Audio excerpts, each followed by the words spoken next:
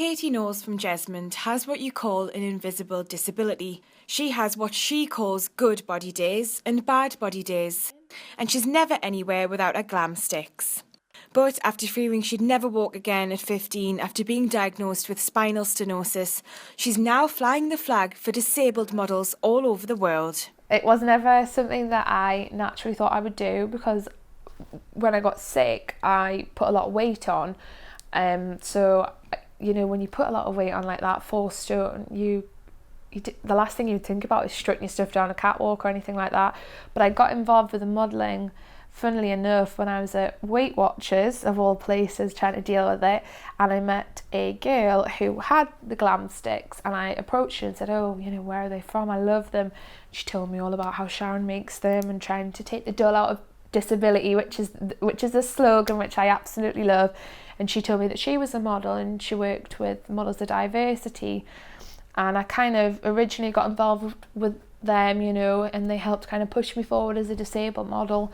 And from there, because obviously I'm based up here in the north and they're down in the south, I've been really lucky to work with some fantastic photographers. I've done a lot of bridal, which I absolutely love. Despite recently coming 3rd place in a regional beauty pageant and being the very first disabled model to do so in the UK, Katie says people can be dismissive of her disability, which used to knock her confidence, but the support from people from all over the world who've heard her story has been overwhelming. I've made history here, being the first disabled UK finalist in a pageant and the first UK disabled model to place in a pageant. You know, that's just never happened before. Being a disabled model is hard enough in the fashion industry. We haven't even really managed to crack that. And in my opinion, I thought pageantry is 10 times worse. You know, is this a good idea? Will I look like, you know, people feel sorry for me, the sympathetic vote? You know, will I look like I'm a gimmick? And I spoke to Sharon, who makes my glam sticks, and she was like, you have to do it. It would be an amazing opportunity.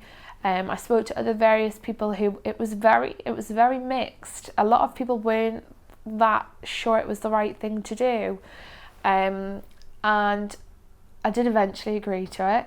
I just thought, if I can at least make a little dent in the pageantry industry, which is in my eyes probably a lot stricter and harder industry to break, I thought it's definitely worth me having to get glam in a few dresses and just doing a few little walks. Katie's currently training to be a lawyer, but isn't ruling out using her story to inspire other people with mobility issues and disabilities to follow their dreams like she has.